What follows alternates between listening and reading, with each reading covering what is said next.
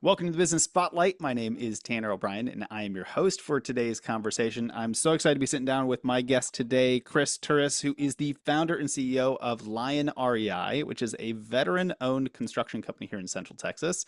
We're going to be digging into a few things in this conversation today: business journey, challenges, best practices. Really, just kind of that sneak peek into what it's really like to run and operate a business. So, Chris, thank you so much for agreeing to be here today. Excited to dive in. For our audience, why don't you just give a little bit of background, tell us a little bit about who you are, and tell us about the business. Well, thanks for having me, Tanner. I do appreciate it.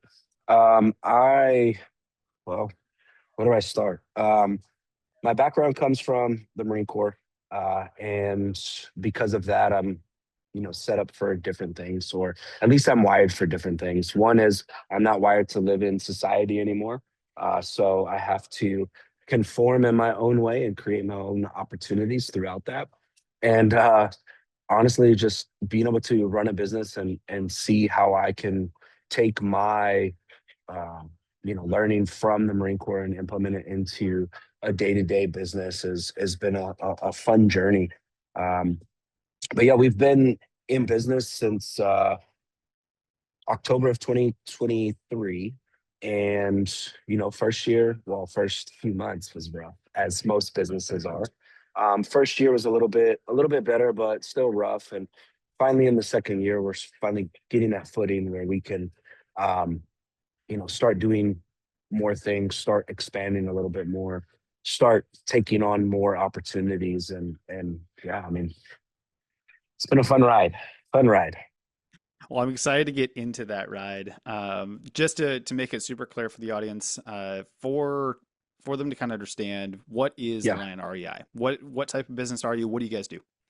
So construction remodeling company. So when I say that, most people think, oh, well, can you do painting? Can you do AC? Can you do plumbing?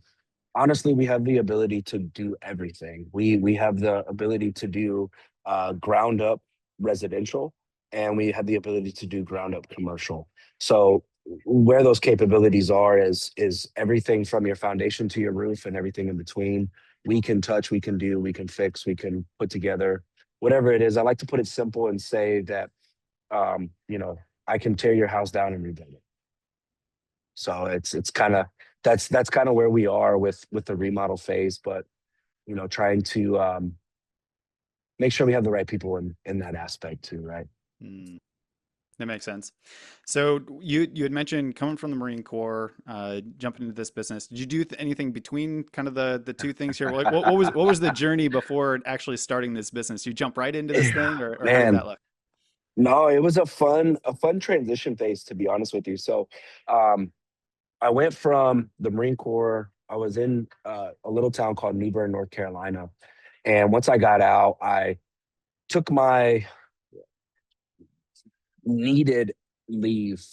Essentially, I took 3 months off from working, waited for my VA benefits to start kicking in, and then I started trying to find my footing. It started in a armed guard situation where I went from, being busy all the time to I'm maybe walking around on this job. I'm there for 8 hours and I walk maybe an hour and a half. So a lot of it was very sedentary, very meticulous, and very just um, not fun. So that's where I found that it's going to be a difficult transition from what I was doing, how everything was going, and then into uh, something on my own. But you started as security, then I moved from North Carolina to Florida, to Jacksonville, Florida. I got a job on the naval base over there, doing a security aspect as well, but found out, the pay just wasn't what it wasn't what I wanted to do. Um, Went through a divorce in that process and moved from Jacksonville to Austin. And the only reason why I landed here in Austin is because of a friend of mine. His name's Angel Ball. He actually does a few different things now as well. But really, I started my journey on his couch in Texas. I started my journey 2 weeks on his couch. And from there, it was, really his wife that kicked me out and said, "Hey, you gotta go." All right, I'll go. I'll figure it out. And so I went from that to renting a room to renting an apartment. While I was doing that, I was working at Men's Warehouse, a place where I worked in high school. So it was kind of a shot to the chest, right? Where I went from that spot to the Marine Corps, and now I'm right back where I was, in a better position, doing a lot more. But again, still trying to find my footing. I was really good at sales. Um, it was up until COVID hit, um, that really sparked the a transition for me because COVID hit. We sat for 3 months on furlough, and I went, okay, I need to figure something out, but didn't have the footing of what I wanted to do at that point. Um, Went through COVID, came back, and my turning point at Men's Warehouse was my manager. Mind you, prior to COVID and into COVID, I was the top salesman at the store. I was doing 80, I was doing $20,000 in sales every single week. And then once we got down to, COVID time, like March, I was still pushing $10,000, $15,000 while nobody else was moving anything. Mind you, this is when suits were actually expensive, right? Where your average suit is $800, Yeah. and then your shirts are 75 X, Y, and Z. And so we came back, my property manager, sorry, my my store manager told me, "So you don't know what you're doing." Oh, okay. Well, I'm the first of all, you brought me back before everybody else. Second of all, I'm the highest paid salesperson in this store right now. And you're gonna tell me I don't know what I'm doing. Okay, cool. 2 weeks. Bye. That was it. I cut it, went and did some other couple things, couple other ventures, got into real estate wholesale, uh, went into that. I was there for a year and a half, got out of that, and got into leasing, which was a stupid mistake. Should have never went into property management because it's just not, it is not, it is for, I'll put it this way, it is for the people that are good with putting a facade. And I don't want to say that, like, there's a lot of people that are really good at giving up a little bit to say, you know what, you're right. I'm not that person. Sorry. But I'm going to tell you how it is. I'm going to tell you like it is. And if you don't like it, well, I'm sorry. But some of these things need to pass. So I was actually looking at getting a job in training for the leasing agents because my skill level was at where it needed to be. And to do that, got passed over. At that point, I transitioned into working with the guy in oil and gas. That was another terrible mistake.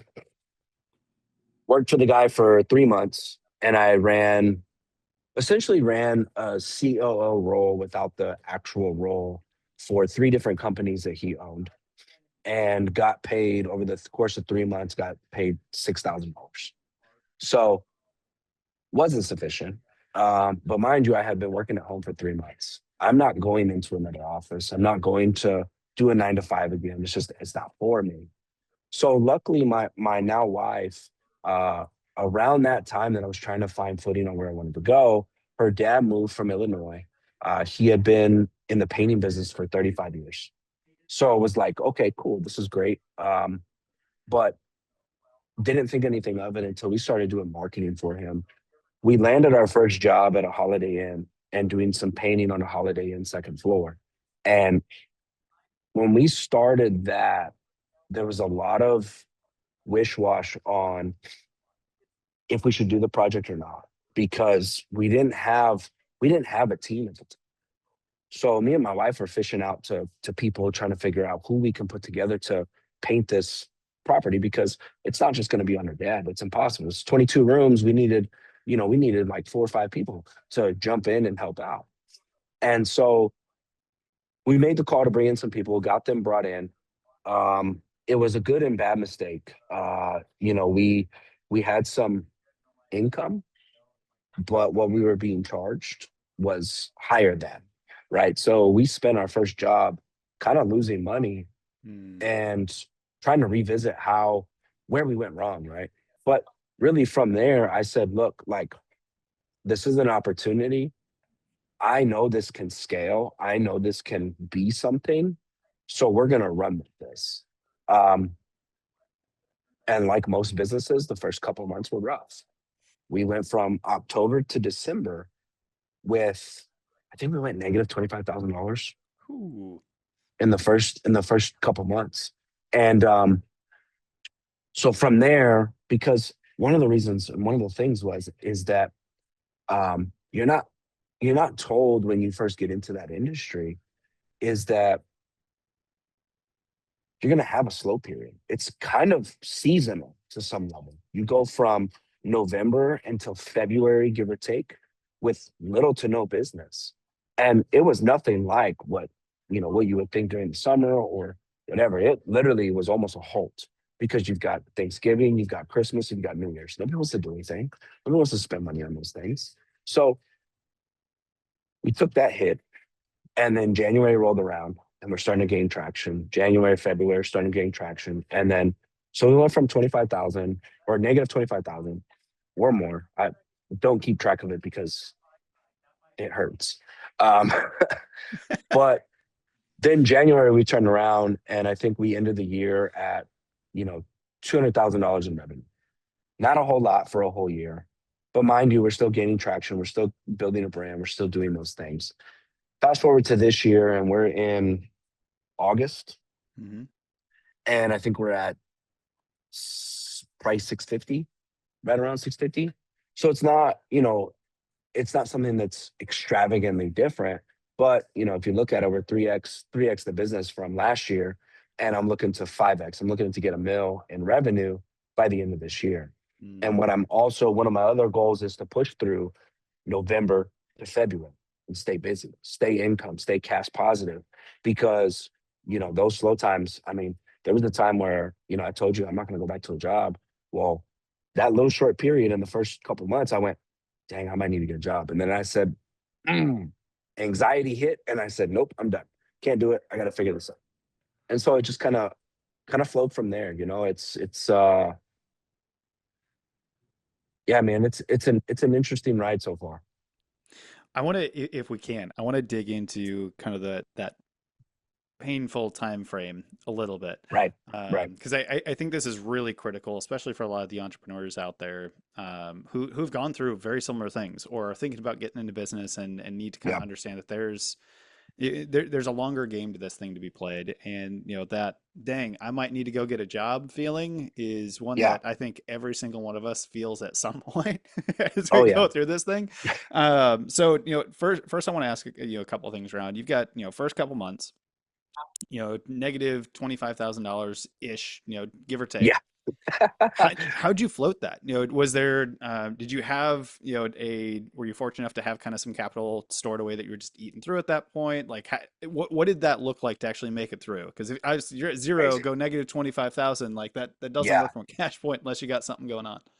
exactly. So that's crazy, and that's a great question because I don't know what your belief system is, but for me, God had our back in that point, right? Because I had an opportunity while we were building this. Is that I have a background, obviously, I said in wholesale real estate, and so oddly enough, about a month prior, about a few weeks prior to us kicking this off and actually pulling the trigger, I had a previous client call me, and she said, "Hey, listen, you helped me on this property and selling this property for myself and my husband.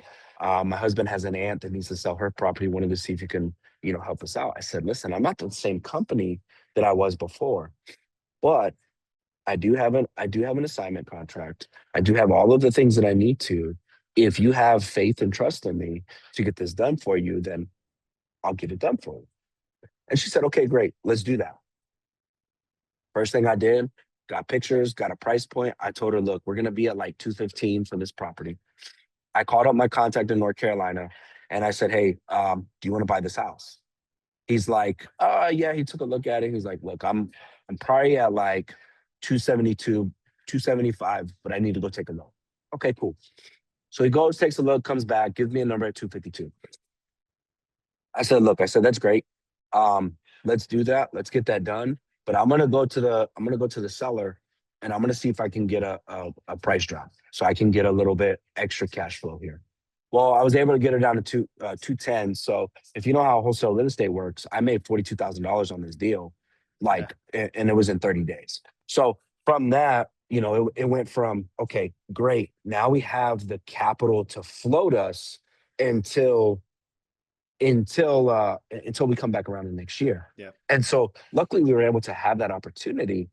But mind you, had we not had that opportunity lined up, we were scraping and we were trying to make it by. But I think the biggest thing and the saving grace was that there was a skill that I had prior that I was able to tap into and be able to then extend the business to, be able to float the last couple months. I think that's such a critical point. And I appreciate you kind of digging into that too. Because, Yeah. we can tell the story of, hey, it didn't look so good. We made it through all that kind of stuff. But to be able to take a step back and be like, hey, there was a layering of skills that took place before this that we could at least go back on. So I don't have to go get a job, but I got to do something to Yeah. be able to make this Exactly. thing work. And, Exactly. for some people, maybe I need to go figure out how to get funding, or maybe I need Yeah. to sell something different, or I need to do X, Y, and Z just to make it through the time period. So I appreciate you kind of sharing that little nugget of what worked for you in this For case. sure. So let's fast forward a little bit. So we're talking first full year in business. Then did about Yeah. 200K this year, up to roughly two or 650 or so, on track for maybe about a mil. Yeah. What's been the difference maker? What has been the thing that's kind of helped you transition from year one to year two to see really that growth start to pick up for you? So what I've done differently is implemented some level of a team that I can push out, a level of a team where I can have a little bit of confidence in them. I can gain traction. And one of the biggest things too is, you know, in this business, you have a lot of small or big opportunities. A lot of the times, taking those small opportunities can expand into a bigger opportunity. And the first of the year of actually this year, we because I get a lot of leads, like homeowner leads from Home Depot, and I'm able to capitalize on some of those. And some of them they're just people shopping and doing stuff, right? But one of them was actually a fire station at the beginning of this year. And the initial setup was that they wanted to come in and they wanted to do a bathroom remodel on one of their fire stations. Okay, cool. We'll get that set up. We'll do that, price it out. And then it transitioned. Well, we want to take our bunk room and we want to turn it into 4 rooms instead of doing the restrooms. Okay, that's fine. Let me come take a look at everything. Let me get a feel for everything. And so I went in for the remodel of the restrooms at around 30K because of the ideas and everything that they were throwing at me when we were. And then we're sitting there walking through, doing a walkthrough, checking scope of work. And the guy that I'm dealing with, he says, look, we're going to go ahead and do the bunk room also. So price everything together. Let's piece it all together, get it over to me, and let us get with our board and figure out if we're ready to go. Well, long story short, we went from a 30K job to a 70K job. And it was just because I took an opportunity and I made that happen. And so really it's kind of funny because that was kind of our snowball that really projected because we went from that one fire station to a second fire station with them. And so we quickly went from 70 to 140, $150,000 in a matter of 2, 3 months. And then from there, stuff just kept getting stacked and stacked and stacked. And one of the biggest things for me is, I tell my guys is, listen, if I can put you on a job, then I can capitalize on what I'm good at. And what I'm good at is sales, networking, and marketing. I can market that. Like if I am doing it for myself or I'm doing it for anybody else, I can market the hell out of something and I can push it where people get behind it. And if I can network, like one of the biggest reasons, like I'm at Lifetime. I was at Mhm. a local gym before. Well, one of the biggest points for me to come to Lifetime is that if you've ever been into a Lifetime gym, and you look around and you look around on the first floor, you see I see 10 people right now on their computers. All 10 of these people to me are networking opportunities, because one of the biggest things I've learned is that you are, what do they say? This statistic, about 6.5 people away from the person you want to talk to. And Mhm. so, so long as you're constantly moving, you're constantly passing on your cards, you're constantly networking, you're telling people what you do, because nobody knows what you do. Nobody knows what my shirt looks like. Nobody knows what my shirt says. They don't know what that means. But if you're talking to people and you're creating these conversations, which is, kind of lost in society a little bit, you're breaking that norm of text messages, this is in the shop, but LinkedIn messages, stuff like that, where you're breaking a traditional mold and going back to the roots of genuine conversation. Then you can create that network of people. You can meet more people. You can then expand that LinkedIn, 500 people that you're following to 1,000 people just because you talk to 2 or 3 people. And so that's really what the biggest change was, is that it was getting over the concept that nobody wants to hear what I have to say and forcing people to listen. I know that sounds aggressive, but it's one of those things that changed it, because it was, I mean, hell, I even went to my church and was talking to people. What do you guys do? What do you do? Oh, well, this is what I do. And that actually turned into a $250,000 remodel on a house. And so one of the biggest things is just telling people what you do, having that conversation, because, everybody's in the world of social media and doing all of those things, and it works out great when it works. But there's face to face you got to have. Or Mhm. if you lose face to face, then you lose 50% of business all the time, Mhm. because you can only reach so many people on social media that are in your general area. So that's one of the biggest things that changed, right? Is that it went from nobody wants to hear me to everyone's going to hear me. Everybody's going to hear what I do. Everybody's going to hear what Lion REI is. Everybody's going to be mashed with it until they start asking the questions. What do you do? What can you do for me?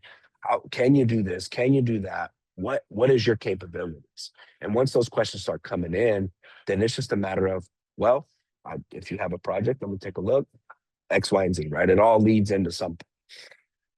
Man, I love that so much. And I like to ask some questions on marketing and sales, and I think you just gave us a micro master class, and there are some things that are really important today. And I want to Yeah, highlight the fact that you had mentioned that there's still this in-person, face-to-face conversation that needs to be had today. And I yeah, firmly believe that, probably more so than ever before, just with the flood of everything that's happening online. Yeah, digital still can and does work, but yeah, don't sidestep the fact that yeah, there's people sitting across from you in the gym, all that like, go have a conversation, ask them about different things, lead into natural things that's going to allow you then to potentially identify some challenges and things like that you have the yeah. ability to solve. And that's really cool. I also want to highlight the fact that, on the sales end of the spectrum, you had mentioned one of the things that helped you kind of really grow from year one to now where you're at so far in the second full year is taking some of these smaller opportunities and moving them into larger opportunities, looking at some of the upsells, the cross sells, the ability to navigate and get more out of the folks that you're having conversations with. Which I would say, unless you've got a big sales background, which some Mhm. folks that get into business maybe don't, that may be a piece that's missed, right? So is that Right. something that you learned as as you built up kind of those sales skills before jumping into business? Were these some of those kind of skills that you stacked along the way? Of course. I mean, being in sales most of my adult life is what set me up to be here. But also, I mean, it comes down. I was at Men's Warehouse in a sales job at 16. So I was selling, but that was back, I mean, that was back in 2006, 2007, where I'm just this 16-year-old kid with a suit and tie, and I'm telling this old man that's coming in for a business interview how to dress. And that is a challenge in itself, because they're looking at me like, what do you know? Well, look how I'm dressed. Like, this is where I'm at. Look at where I'm at. You're buying the suit from here. Let me give you some education on some things.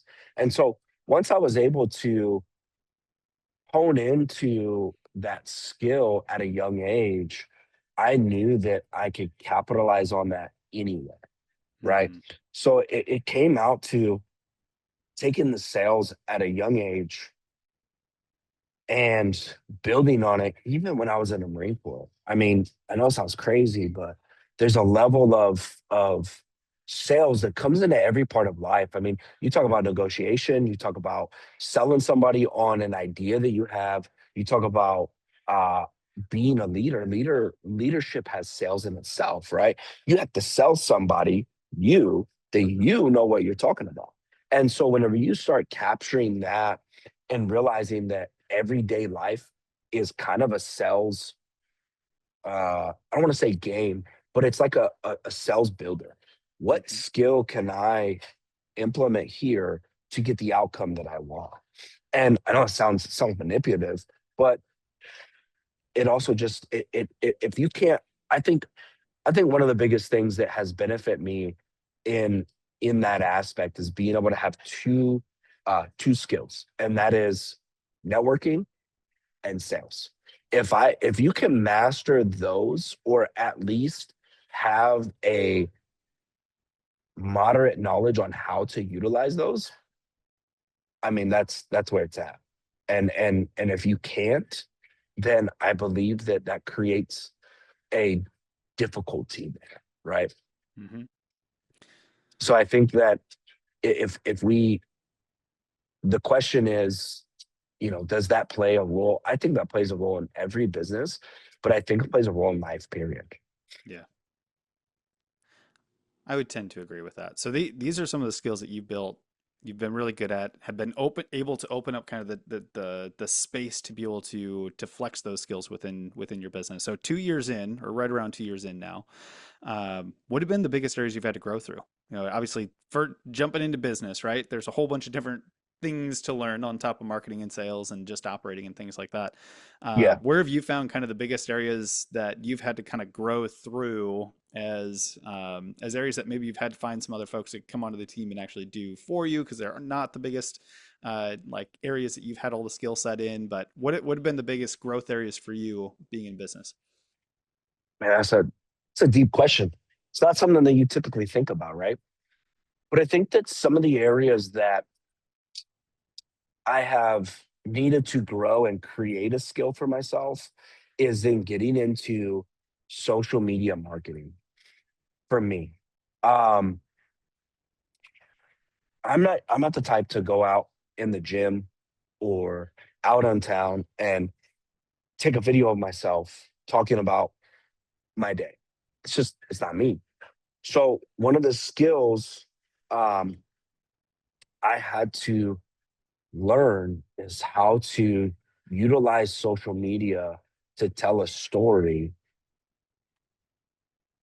and it's became difficult. It's still a work in progress because it's the hounding that I get all the time from outside sources, from other network people. Hey, you really got to jump into social media marketing, doing those things.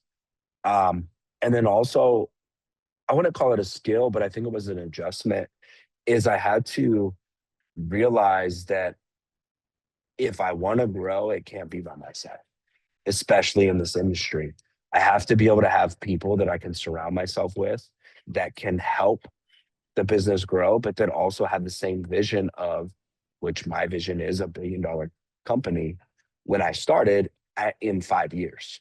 So really, I have 3 years to reach that goal, and it's an astronomical, uncomfortable goal, but it has to be uncomfortable for it to even be partially attainable. So surrounding myself with the people has been that, but then also the marketing skill is what I had to dive into because it's not a natural thing for me. Mm. Social media is I grew up in the 90s when, your parents said, hey, be home by the when the lights come on. That's where I was at. I was outside, I was doing those things. It's 90s, early 2000s, 2000 hit and everybody had a cell phone. But that was the biggest thing is in the 90s, you're growing up outside, you're growing up in life, not recording life. And now you have to be mindful and meaningful to do something behind a camera. Hmm. Like this for me is not a norm. I'll be honest. But this is an incredible opportunity that I knew that needed to be able to happen in order for me to be able to not only help another entrepreneur, but also help others, and then also help myself as well. Get the business out there with stuff that people don't know about. Yeah. Which leads me directly to the really the last kind of set of questions before we get to the rapid fire, and that really is Yeah, vision. Where do you see this business long term? So you just articulated, if I heard correctly, $1 billion company, ideally in the next 3 years or so. But yeah, give us the vision. What do you see for this company? How do you see it growing over the next 3 years? Kind of lay that out for us. fast. Growing fast. No, Fair point. yeah, the biggest thing here, man, is it's the vision, but you also have to kind of look at the big goal and say, okay, well, how do I get there? Basically, reverse engineering that goal. And what I found is the vision. The best way to visualize this for me is, okay, first of all, one step at a time. But one of the biggest things is okay, in the next 3 years, I have to, what is it, 1,000x what I'm doing right now. Mhm. So how do I do that? Well, again, one step at a time. But that means this year hit 1 million for revenue. And that means next year I need to be in the millions uh in 6 months. I need to be in the double digit millions in 6 months. And then the next 6 months have to be, at another double digit, even closer to 100 million, right? We're talking about an astronomical, fast paced growth that is very attainable, but it just has to be done each step at a time. And breaking that down, it ultimately comes down to people. If I can grow my team to 15 people and have, you know, different levels to my crews, then that's easily attainable with the growth, because ultimately all starts here with me and what I'm pushing out with marketing, with networking, with job creating. But once it gets to that level and I get to that point and I set that background in, then it's starting to bring people in just to replicate what I'm doing.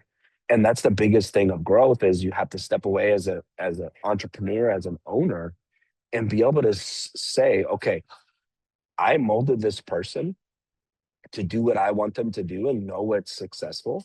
Now I have to deploy them and implement them into the business full force and trust that they're going to do what I've asked them to.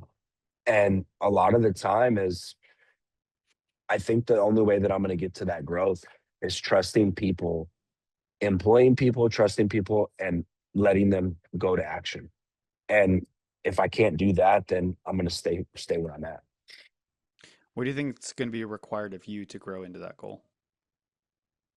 Different mindset, a mindset of $1 billion company, actually a mindset of $100 billion company, because the mindset is going to be the biggest thing. If I can't get into a $100 billion mindset, how am I going to get to $1 billion mindset?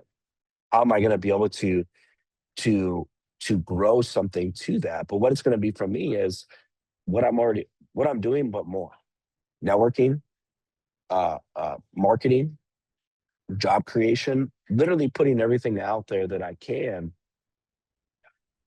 to get to that next client that's going to be, we have clients right now. Like, for instance, I have a client that wants to do a house flip every 60 days. We're doing one right now. We're about to wrap it up. And then the next one's coming. She's already talking about another $175,000 remodel. That's another $175,000 revenue to the business. Well, how do I duplicate that with other people? Well, she goes and tells her people that Lion REI is doing everything that she wants them to do. And then the client that we're working on the full remodel, that a contractor actually messed up, and we're going in and fixing all his mistakes and redoing it the right way. She's gonna go tell people about our business and what we've done. And then creating signs. I have a sign outside. I actually got another potential client that is right down the street from the house that we're working on out in Lakeway.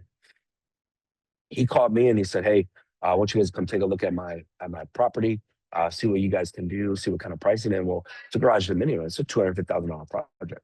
So how we do that is one person at a time, but making sure that we create the name for ourselves and making sure that our name stays at the top level where I want it to be. I'm not just a normal GC. I'm not just a normal remodeler. I'm not going to walk in there and I mean, the biggest problem that I have is that, not a problem, but from the Marine Corps, is attention to detail. And if I see something that's a little bit messed up, hey, you got to fix that. What is that? That doesn't work for me. So quality over quantity is where we are, because if I can create quality, I get the quantity. All right, now I'm going to ask you the tough question. Uh-oh. Why a billion? What does a billion solve that 100 million doesn't? Ooh, it's a great question. A billion dollar mindset for me lines me up for the hundreds of millions. So if I can't think in a billion dollar mentality, which is way up there, how do I get to 100 million? Right? I think that the biggest thing for me is, why a billion? Well, a billion solves a billion different problems, in my opinion. And one of my biggest goals and one of my biggest things is, being in Austin, there is a massive amount of homeless people that, honestly, it breaks my heart, because I've been here since 2019, and I come from Arizona, where, suburbs of Arizona, south of Phoenix, um, and there's no homeless in sight. But I came to Austin, and when I first came to Austin in 2019, there was literally a road of homeless people in their tents, packed up, doing all these things. So 100 billion gets me the ability to build a community that is focused around the rehabilitation of homeless people, getting them into tiny homes, getting them into a better responsibility, getting them into care that actually matters. And that's meaning I'm building a community like the one I live in, but that comes with a medical center in it, that comes with a rehab center in it, that comes with a psychologist, that comes with people that are willing to work to help these people in the same way that I would. So a billion helps more people than 100 million does, because it would cost me $100 million to do that project, to build those homes, to build the facilities that would need to be built, to usher in the people that would need to be able to um, manage that facility. And then also the people that would be interested in giving, hey, there's jobs on property. You can do gardening. You can do a, a, a an animal shelter. You can do all of these different things within that community to give back to these people that have wound up in unfortunate situations. I mean, if you walk on 6th Street at 9 o'clock at night, every corner you're hitting somebody. And so for me, it's bigger than me. It's not just, hey, I want $1 billion just to reach that. No. Mm-mm. I want $1 billion so that I can help other people in that. If I gotta float $100 million to start the project, cool. But I bet you, and I almost guarantee, as soon as that gets traction, as soon as the state hears about that, they're jumping in and they're helping out. And that's the goal, is get to that project, get those people there, fund it to the ability that is necessary, and then get the state involved, make the state take responsibility, because most people don't know, but other states, other cities give homeless people bus tickets to come to Austin, because there's no structure here for homeless people. And if you give them a structure, you give them an ability to be people again, then you give them hope to be able to strive in society. Yeah, you know what? Some people aren't going to be able to be ushered back into society, but you create your own society, you create your own community there of people that are going through the same hardships, that they actually tend to bond, they come together, they build that bond that they can do whatever they need to do at that point. So that's why $1 billion is important. There you go, folks. There is the $1 billion mission. Chris, I absolutely loved it. And I appreciate you allowing us to go into that specific detail because I think I can feel the emotion that came off as you were sharing that with me. Yeah. And you know, to highlight this for the audience, there is now a vision, a mission that is beyond Chris and his business here, and the business now allows him to go after the how of tackling this particular mission and some things like that. So if you're listening to this and you're interested and you want to be a part of this journey, please make sure you do reach out to Chris because Hmm. this is he's going to need a lot of folks that are passionate about this mission to continue to grow the business over the next few years. Chris, I want to get into a few rapid fire questions as we wrap up. And these are meant to be kind of top of mind. So best of your ability here, but when you think of kind of your key to success going through military, your additional kind of career paths and things like that before starting the business, now being a couple years into business, what would you say has been kind of your key to success? Discipline, doing the things that you don't want to do, doing the hard things. I mean, I think discipline is the key to success all the way around. And I think it's because you have to wake up as an entrepreneur and do the things that nobody else wants to do. Hmm. And hell, you don't want to do them some mornings either. But So true. in order to stay within that, you have to do the hard things. I mean, you know, it comes down to a small thing. And for me, it's my friend, like I told you, I grew up with this kid. I lived in his apartment for 2 weeks on his couch, right?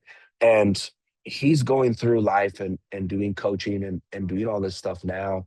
And it took him a while to get there. But one of the biggest things that he implemented was you gotta be able to do the things that are hard because if you don't,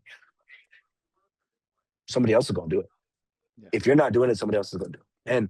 And I know this whole fad of doing cold plunge and all of that stuff. Um, it's out there. It's one of those things that everybody preaches about and rants and raves about. But they say it's about immunity. It's about creating a better, internal immune system. Really, it's a mental game. You jump in that and you do the things that people don't want to do. I mean, you're already doing something more than what somebody else doesn't want to do. The hardest part is getting in at first and going all the way in and dunking your head and then sitting there for 3 minutes. I'll tell you, it's the worst thing I have, and I absolutely hate it. But I know that it's something I have to do in order to grow my mental ability. Oh man. And it like never gets better. It's always Oh difficult to get no, it always sucks. It always sucks. Always. And the hardest part is saying, hey, I'm going to stay in here for a minute longer. Nope. Mm-mm. I'm counting that down. Okay. It's been 3.5 minutes. I'm out. Let's go. So, yeah, um, to your answer, I think discipline. it's discipline. I love that. Yeah. I love that. If you could leave just one piece of advice for business owners today, and just one thing for them, Ooh, what would you want to leave them today? ooh, don't give up. Don't give up. Because one of the biggest things is life is hard. And I think it comes from Andy Priscilla is where I heard it from. But life is hard. What hard do you want to choose? Do you want Mm, to choose the hard that you have to wake up and do things with? Do you do you want to have to choose the hard? Do you want to have to choose the hard where you got to do a 9 to 5? What is it that you want to do? How hard do you want life to be? And the hard for me is, and I cannot go back from this, is the hard for me is waking up at 5:30 and doing what I love to do. I don't want to live somebody else's dream. I don't want to build somebody else's company. I don't want to build somebody else's this or that. I literally want to wake up and do what I want to do for me because I know that I can count on myself. So choose your heart. Which hard do you want? Do you want the hard that's working for somebody else, or do you want the hard that sucks? And you don't know what's going to happen the next day, but you know that if you put something in, you're going to get something out. That's amazing. All right, before we get to the final question, Yep. for the audience, they want to connect Hmm. with you. They want to follow this amazing journey and crazy ride that you're on. If they want to potentially come work with you at some point Yeah. down the road, where can we advise them to go for some more information? So we can go to LinkedIn. There is just Chris Turas, which his last name is Turas. Um, and then I also have a page on there, which is Lion REI. Uh, Instagram was changed recently, but it's Lion REI Construction, TX, I believe. My phone broke, so I can't take a look at it and tell you. But it's that and Facebook. I mean, Facebook is my name or Lion REI. Amazing. We'll make sure we link some of these below. If you are watching or listening to this later on, please take a minute and just send Chris a note. Say, hey, saw you on the podcast. Amazing conversation. We're backing you. All of that kind of stuff really goes a long way. So I please encourage 100%. each and every one Appreciate of you that. to do that. Chris, to finish this out for this conversation today, I always like to end on this one simple question. But what is most inspiring to you today? Ah, great question.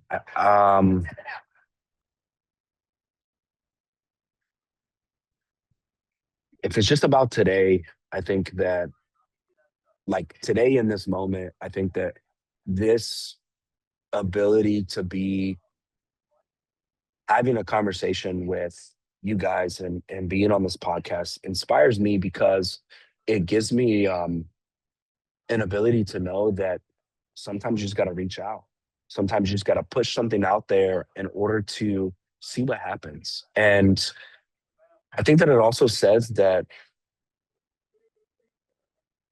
nobody in the entrepreneurial world is too small. I think that we get caught in this thought that I know for me that the company's too small, right? And that we're too small to be able to honestly to be able to be here. And I think that the greatest inspiration for me is that nobody is too small for anything, especially if you're doing something for yourself. And I think that if you can harness what it is that you love and know that regardless of what your story is, what your background is, you always have the ability to speak into somebody else that may be in the exact same shoes that you were. So again, my friend told me the simple thing is that if you're going to talk to somebody or teach somebody something, teach it to the old you, the younger you, the other version of you that you have grown away from, and you'll inspire so many people by doing that. Yeah. Those are powerful words, my friend. Chris, I want to say thank you so much for being here. This has been an Thank absolute you. pleasure. I know I could talk your ear off for another 30, 40 minutes, but I want Yeah, to be we probably respectful could. of time. So I just want to say thank you again for taking time. This has been Yeah, an absolute pleasure. thank you. I do appreciate it.